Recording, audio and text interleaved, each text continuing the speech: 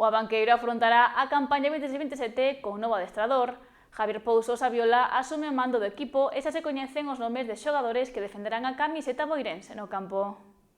A planificación dos equipos para a vindeira temporada está a deixar movementos no mercado.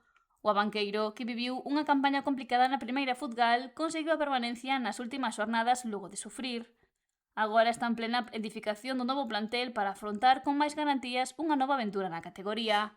O primeiro cambio foi no banco coa incorporación de Javier Pouso Saviola logo da despedida de Jorge Fajardo. O novo técnico afronta este reto con ilusión e gañas de deixar bons momentos sobre o verde.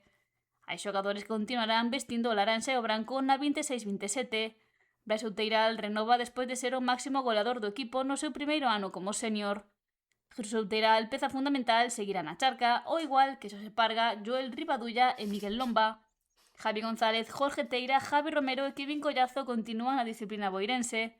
Tamén seguirán defendendo os intereses do banqueiro Andrés Ríos, Santi Mamonde, Óscar Alcalde e Abraham Laíño.